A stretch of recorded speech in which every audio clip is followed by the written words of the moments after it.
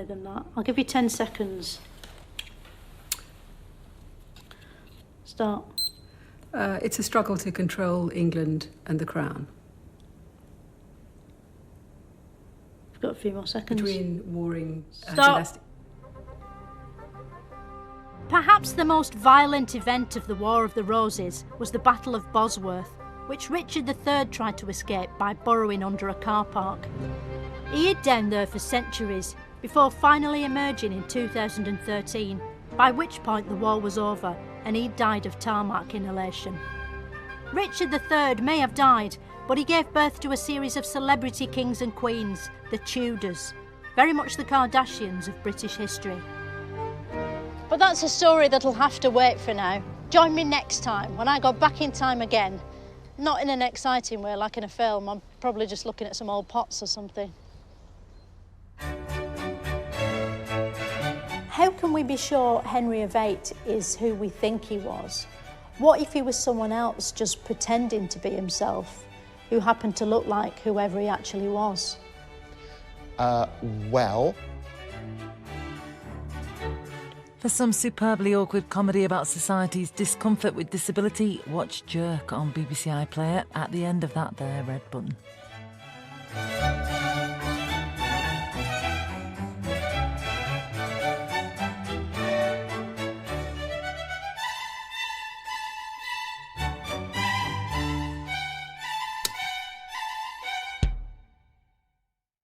New series, new crimes, same cleaner. What the hell happened? Someone chopped his head off. Get out! Can you clean it or not? All right, Midsummer Murders, keep your clogs on. Push me, look. So many characters around here. You poke me again. You won't need that red nose. Adorable. What? Fun's over. Clean up time. The Cleaner. Press red for all episodes on BBC iPlayer. Ready? Yeah. Yes. Yes, I am. Well, then we best get started. You two are by far the worst performing teachers in this school. They have no idea what's about to hit them. They won't stop, and we won't stop, and it's a race. Come on! The best spring on TV. Press red to watch now on BBC iPlayer.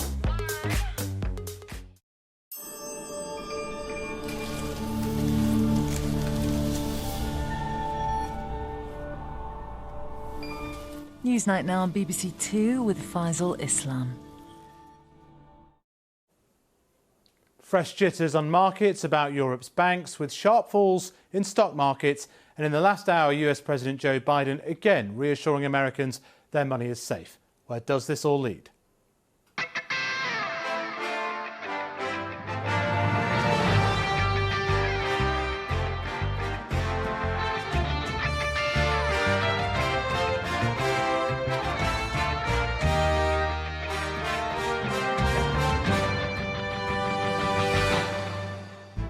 Top German lender Deutsche Bank lost a seventh of its value at one point today. Most European banks, including British ones, saw notable falls as concerns grow over the stability of the sector. Is it the right time for the government to pursue its strategy of rolling back some bank regulation? We discuss with Sir Vince Cable and the former Treasury Minister Angela Knight. Also tonight, police here and in America are making increasing use of facial recognition technology. Millions of images have been taken here, and the Home Office is keen to expand its use. Newsnight has an exclusive look at how it's being used in the US, and we hear from the CEO of the world's most controversial facial recognition company. What we're trying to do is figure out what is the most compelling pro-social use case. And I think for law enforcement and government usage, it's a total game changer. And some lawyers vow never to represent prosecutors against climate change campaigners nor for fossil fuel companies, a principled stand or an abandonment of a central tenet of our legal system. A lawyer from either side of the argument is here to thrash out the debate live. Good evening. It's not a crisis, at least not yet. But nor are things going well in the global financial system. Today, it was European banks under pressure, including Germany's largest lender, which had to be defended by the German Chancellor himself at the EU summit. Banks are built on credibility, trust and faith. And as rising global interest rates set off financial explosions from Silicon Valley to Switzerland, there are now concerns that the financial system is starting to gum up again. That in turn could materially slow the US and European economies, just as recovery from the pandemic and energy shock was beginning. It is not a repeat of 2008, not at all, the Governor of the Bank of England told me yesterday. But this comes at a time when the British strategy is to roll back some of the post-financial crisis banking regulations as a central part of Britain's entire growth strategy. We'll discuss how sustainable that is in a moment, but first, here's Ben. The current bout of banking stress is most certainly not over, as the dramatic moves in share prices today attest. Shares in the giant German lender Deutsche Bank were down as much as 15% earlier today, and the shares of the huge Swiss lender UBS, which earlier this week absorbed Credit Suisse, down as much as 8%. UK banks were under pressure too. Here's Barclays, Lloyds, NatWest and HSBC. As you can see, down between 4 and 7%. Earlier this afternoon. Make no mistake, these are big falls for a single day. And by the way, US banks suffered another torrid week on stock markets. Hopes that the forced marriage by the Swiss financial authorities of the stricken Credit Suisse and UBS last weekend would calm investors in banks have clearly been disappointed. Regulators insist that the overall financial system is safe and that there's no need for ordinary savers with money in the banks to withdraw their cash. Yet it's clear that they still have a big job of reassurance and perhaps further intervention on their hands. And it's a sign of just how unsettled the markets have become that the German Chancellor was forced to come out today to deny that Deutsche Bank was another Credit Suisse in the making. European banking supervision and the financial system are robust and stable. The current turbulence also raises troubling questions about the state of post-2008 financial crisis banking regulation and supervision. Silicon Valley Bank in the US was subject to lower levels of supervision than larger institutions following a deliberate loosening of regulation by Congress and former President Donald Trump in 2018. And the Swiss central bank boss, Thomas Jordan, admitted this week that it would have been too destabilising for the global financial system to have put Credit Suisse into an orderly resolution, saying that the forced merger with UBS was the only option.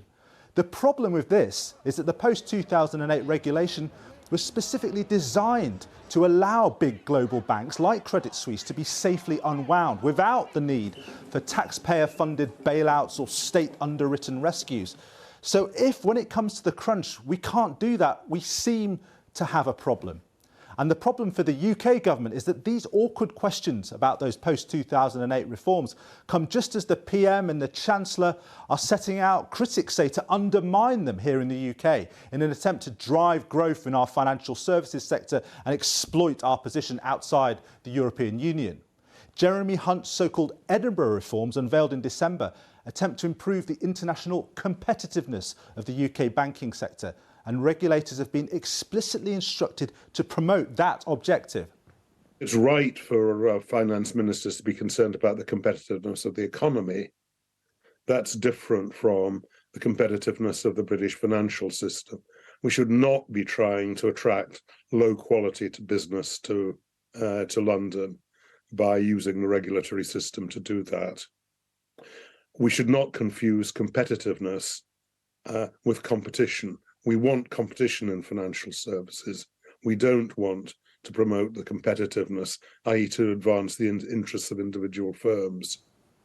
Now, this isn't being framed as a loosening of standards, but there are fears from some high-profile former regulators that this could be the effect if, for example, the rules on ring-fencing of high street banking divisions from riskier investment banking are watered down, or if the regime governing senior managers of banks, holding them personally accountable for malfeasance within their organisations, is diluted. But why does all this matter to you? Well, not only was the 2008 financial crisis deeply scarring to our politics and society, with, recall, highly paid bankers bailed out by taxpayers while the country was plunged into a painful recession, but most of our big economic problems, not least stagnant wages and incomes, stem from that period. We are very much living with the baleful legacy of that banking crash. It goes without saying, but we really do not want to risk a repeat. Ben Chu there. And now I'm joined by Sir Vince Cable, the former Business Secretary and Liberal Democrat Treasury spokesman at the time of the 2008 crash, and by Angela Knight, the former Chief Executive of the British Banking Association and a Treasury Minister in John Major's government. Great to have both of you on. And we've heard Vince Cable, both the German Chancellor and the US President today having to reassure over the strength of their banking systems. Andrew Bailey says it's not 2008, but what is this, Vince Cable? Well, it's not 2008, but it is worrying nonetheless. The proposal to dilute the regulation in the city, the so-called Edinburgh reforms, it was a bad idea anyway, and now it's a disastrous idea. I mean, we have a new situation evolving with rising interest rates exposing weaknesses in financial institutions. We've seen this in the United States and continental Europe. The last thing we need to do is to expose the banks to high levels of risk. The importance of the ring-fence reforms, which we know are hated by the banks. I mean, it inhibits what they can do, but it does reduce risk. It makes crisis easier to manage. Any suggestion that those things should now be diluted is frankly irresponsible. I mean, although this country has largely avoided the shocks of the last few weeks, we should remember that in the Liz Truss disaster, when bond prices crashed, this had a big impact on the pension funds. Nobody saw that coming, and there was an element of risk that nobody had seen. So let's keep the regulations we have, which minimise the extent to which our financial system and banks in particular are exposed to dangerous risk. Angela Knight, what do you make of the current situation? I am totally in favour of making sure that everything is kept as stable as possible. Of course I am. I would be amazed if anybody isn't. And the key areas to keeping banking industry stable are the capital and the liquidity they've got to hold. And they come from what's called the Basel standards, international standards, which the UK applies. The UK is not proposing to change. And the very important thing, which always gets lost amongst regulation, is how well are banks actually supervised. And certainly in those failures in the US, and I was in the US this week, I've only just come back, was that actually they weren't particularly well supervised. They didn't have to go through what is called stress tests. And those are things that we do here. The Edinburgh reforms themselves are in the main about the securities market. It's about things that at the moment that we apply here in the UK, which are okay in one respect, but they don't work particularly well for the UK market. And it's a very big if, there are going to be any changes with the ring fencing that currently takes place with the larger banks of the retail part from the wholesale part.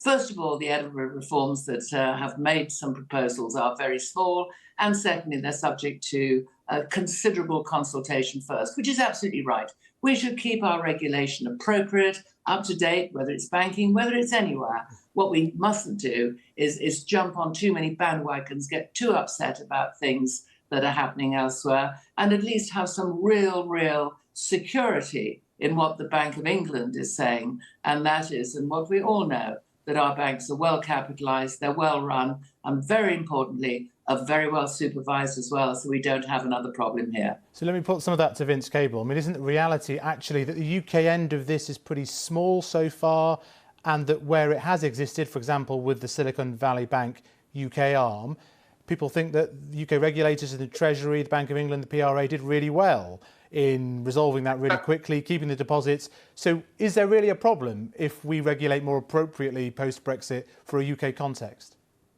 It's certainly true that the British system is currently being well regulated, and the system is more secure than it was before the crisis. But it's also important to remember that banks are inherently risky institutions. I mean, they take money, which in the form of deposits, which can leave easily, quickly, and they invest for the long term. And they are ultimately depend on confidence. Angela's point that Britain is somehow different from the rest of the world, the fact is that confidence effects spread very, very quickly. I sincerely hope that the ring fence reforms, which are one of the most important things that the coalition did to make the system stable, are not tampered with. But we know that there are pressures in the city to relax them. It inhibits the extent to which management can take risks and the rewards that go with that. Banks should be seen as the big banks as a utility, which should exclude as much risk as possible. Let's bring in Angela Knight there. Yes, if I might come in, there's not a huge pressure to shift the ring fencing. Everybody's got used to it. What is in the Edinburgh Reforms about ring fencing is saying how small should you go to ring fence a bank? Because of course we've got a number of small banks, and if they haven't got any particular exposure to anything other than retail, should they be ring fenced? That's one question that is being asked, and the other question is, are there certain activities which are more risky than others? And those are absolutely the right questions to be asked. And the UK is not actually particularly different from the rest of the world, because as I said at the start, what we do, and the most important thing, is we apply those global standards known as the Basel standards to hold capital, to hold liquidity, and our supervisors make sure that this industry does it. Yes, banking will always be a bit risky because, if we want to go and borrow a mortgage for 2, 3, 5, 10, 15 years, we want some knowledge that mortgage is going to be there. The banks themselves have got to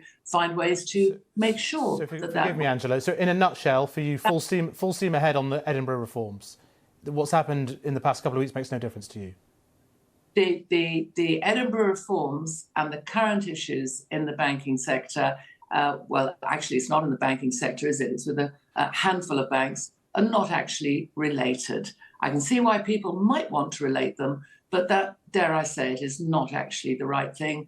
Get into the detail, have a look what's proposed. What has happened with a few banks now, for particular reasons of those banks, they're not related to what is being proposed here in the UK, which is sensible, safe regulation of all our financial services in a way that's useful for us who wants it and useful for the country, because we're known as a great international financial services entity. We export our financial services around the world. Vince Cable, if I can just interrupt, Vince Cable, if I can just zoom out a little bit. I mean, do you see the current situation just as a sort of series of fires around the world, and we should be able to ride this out, or do you think it starts to seep into the real economy? I think. We will ride it out. But the simple point is that interest rates are continuing to rise. The central banks are having to give priority to fighting inflation. If interest rates rise, this gives all kind of problems to the balance sheets of companies that are full of government securities, for example. And then their depositors start to worry because the banks have made large losses. Now, this may be a lesser issue in the UK than elsewhere, but it's a problem throughout the system. And to answer your basic question, this is not a time to experiment with so-called competitiveness. We need a competitive British economy, but so-called competitiveness in financial services is about allowing institutions to take more risks. We must leave that there. Thank you very much to Angela Knight there and to Vince Cable. Thanks very much for joining us on those issues, which will run, I'm sure. Now, in the UK and the United States, police use facial recognition technology to find suspects and witnesses, but neither country regulates its use. Police don't have to say when it's been used, even in court. An investigation by the BBC's North America tech reporter, James Clayton, has found the technology is being used endemically in the US, and it's used extensively here too. But can it go wrong? Across America, police are increasingly using facial recognition technology to fight crime. Images can be fed into a database to search for matches and track people down. But critics argue the use of this technology is opaque and could be inaccurate. Clearview AI, based in New York, has been fined over and over again for scraping billions of users' photos from platforms like Facebook and Twitter, in countries including the UK, Greece, Italy and France. Now, Clearview is perhaps the most famous and controversial facial recognition system in the world. Critics say a controversial startup poses a new and profound threat to everyone's privacy. A company called Clearview AI has the largest known facial recognition database of images in the US, larger than the FBI's. The company is run by this man, Juan Tontat. You take a selfie. Okay. Take any face you want. Wow, and instantly, yeah, that just comes up. I want to find out how many pictures the system could find of me. A powerful algorithm compares size, shape, and distance between facial features to find potential matches. I don't know where that is. The search finds pictures I've literally never seen before. I'm in the back of someone's profile picture, and it still finds me. How many images is this scraping? How many images are in the database? So in the database, there's about 30 billion images. Because I guess the debate is, some people say this is just Google for faces, and other people say this is going to change privacy as we know it. I do think it is a big change in the fact that people can be identified with just a photo. And what we're trying to do is figure out what is the most compelling pro-social use case. And I think for law enforcement and government usage, it's a total game changer in the ability to keep us, all of us, safe together. Clearview says they've been used by hundreds of law enforcement agencies across the US. But there's no official record of which police forces use this tech. One police force we do know that uses it, though, is Miami PD. We investigate crimes that to where sometimes it's difficult to get support from eyewitnesses, support from the public for many reasons, because of perhaps loyalty to the people carrying out the crimes, fear of retribution for cooperating with the police. As long as it's a violation of a criminal statute, our detectives and our analysts are allowed to use it. So sort of shoplifting right the way up to murder? Correct, yes. The BBC can reveal that Clearview has been used by American law enforcement nearly 1 million times. And there are many other systems in use. But what happens when it doesn't work? In 2018, this man walked into a shop in New York and stole some socks before appearing to wave box cutters at a member of staff. Caitlin Jackson is the lawyer for the man the police believed was the perpetrator. He wants to remain anonymous, but has agreed for Caitlin to speak out on his behalf. A detective from the NYPD went and met with the loss prevention officer and said, we want to see the surveillance. And they watched the surveillance and they took a screen grab of the face of the person who stole the socks. And then the detective told the loss prevention officer, we're going to put this in facial recognition software. So essentially what I got was a piece of paper that had a screenshot from the surveillance and my client's mugshot that said possible match. They don't do a photo lineup. They don't do any kind of better identification procedure. They just shoot him a text and say, is this the guy? So at this point, imagine you're the loss prevention officer, right? He says, yeah, that's the guy I saw. But of course he did. You'd have to be telling the detective, your high-tech software doesn't work. That's not the person, right? It is such a suggestive way to do the ID. Shortly after that, my client got arrested. On the day of the robbery, Caitlin's client had an alibi.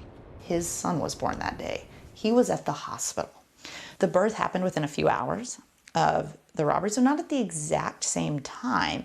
It just wasn't him. He didn't do it. Caitlin's client was sent to jail for 5 months awaiting trial. He agreed to plead guilty so that he could be released. Today, he still maintains his innocence. The only way for him to get out and get home to his newborn baby was to take a plea, and that's exactly what he ultimately did. The NYPD told us they had not taken enforcement action based solely on identification of a possible facial recognition match. And it's important to emphasize that Clearview AI's technology was not used in this case. The police used different software. But it does throw up a crucial question. How accurate is facial recognition technology? Juan Tontat doesn't seem to want his technology tested in court. Our view is it's going to be better if we don't have facial recognition as evidence in court, because the investigators, they're using other methods to also verify. But shouldn't it be interrogated in court? Well, if it's being used to find people. We're happy to testify about how the algorithms work, how accurate they are, but any of these mistakes that have been made with facial recognition, and none of them made with Clearview, have come down to poor policing, poor investigative work, not checking or not having other people look at the results of the facial recognition, not just looking at really basic stuff. Have there been any mistakes from the police using Clearview? Not that we know of. In many places in the US, the police often don't have to divulge whether they even use facial recognition. We have no idea how many people have been arrested because of this technology.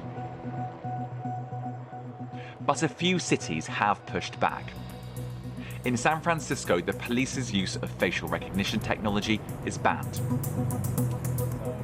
Matthew Guariglia works for the Electronic Frontier Foundation, which pushed for the ban.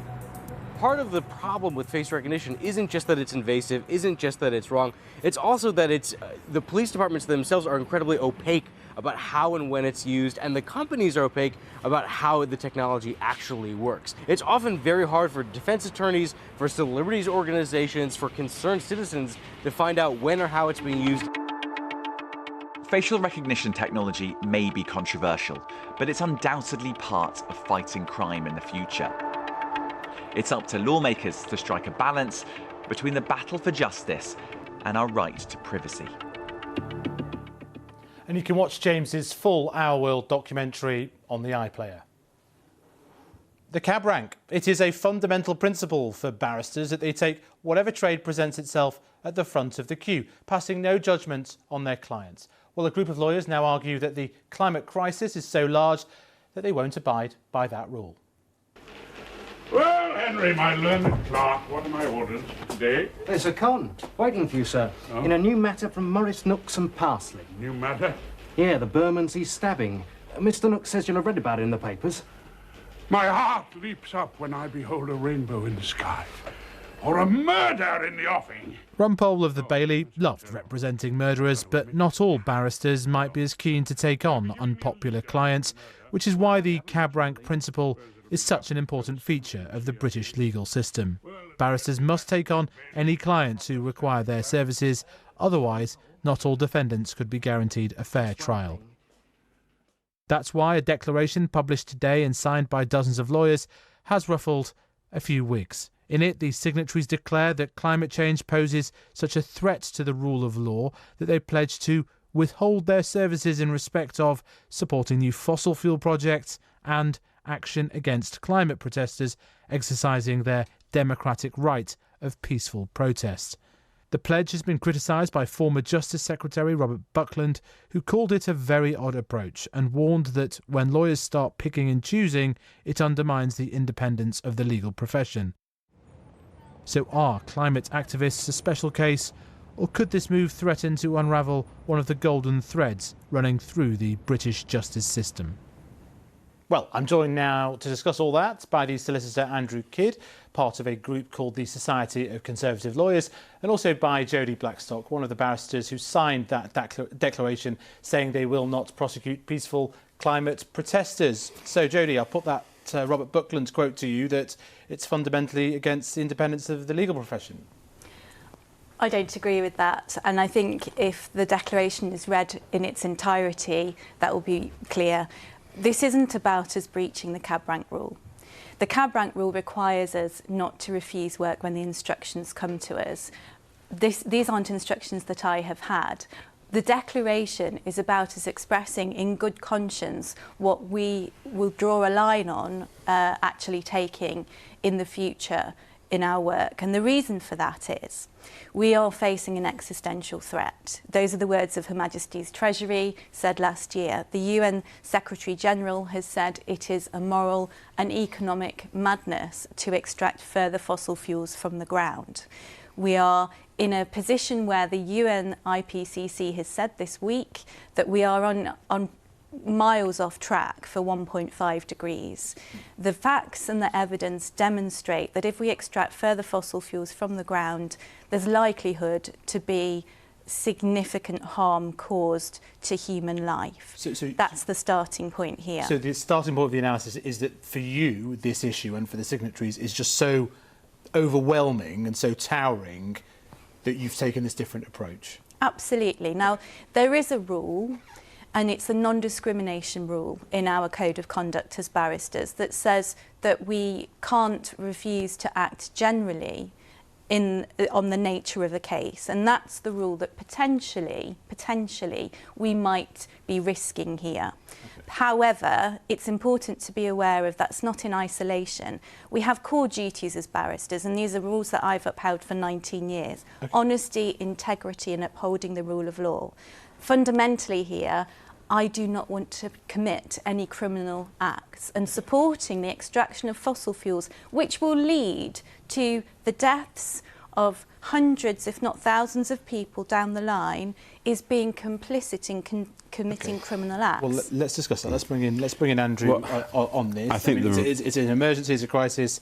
This is not about climate change. This is not about the monumental catastrophe that is climate change. This is about the cab rank rule and the rule of law. And with the greatest of respect, Jodie, this is a radical departure from the rule of law. And you wouldn't be complicit in criminal acts because acting for fossil fuel providers and generators are operating within the law. So this is about a departure from an entrenched and historic system which has served the English legal system well for a long time. So this is a radical shift from the rule of law. It's not that radical. I mean, you're a solicitor and you can pick and choose who you want. Not really, Faisal. I've got to act in the same way that Jodie has, with integrity and honesty in my approach to clients and cases. So whilst we're not subject to the cab rank rule as such, we can't just pick and choose. There's a prescribed way of dealing with cases.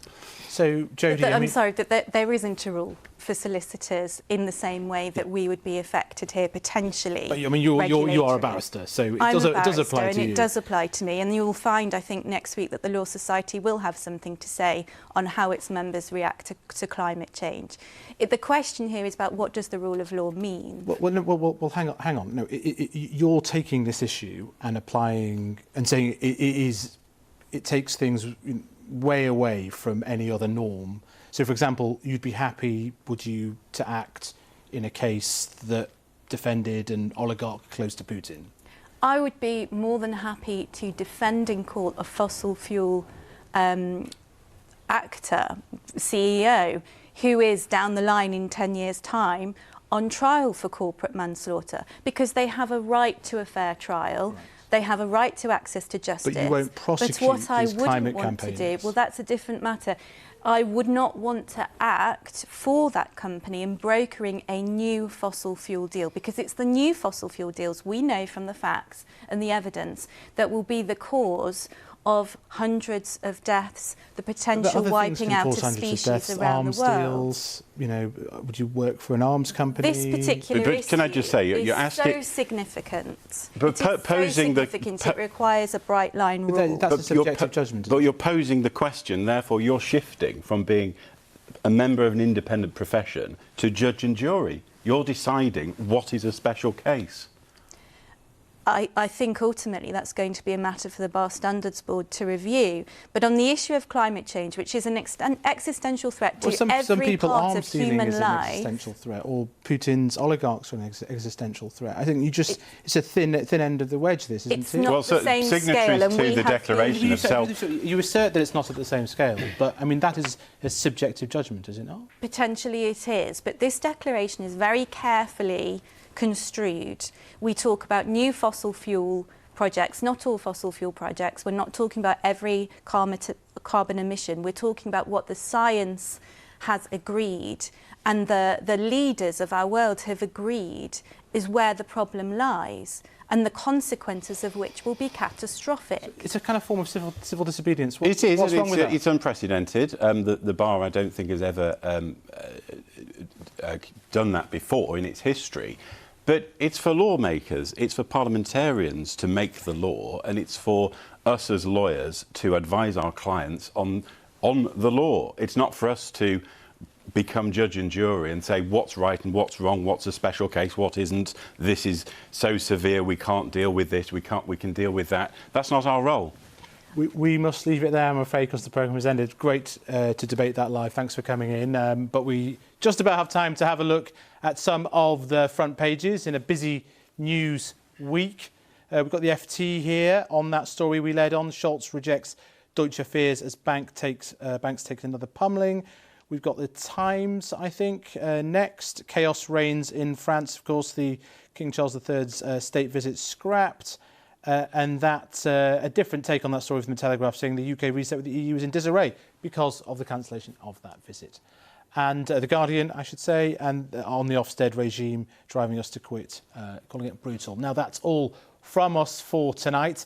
On Monday, we learn the name of Scotland's new First Minister, and Kirsty will be in Edinburgh for that with Victoria here in the studio. Till then, do enjoy your weekend. Good night.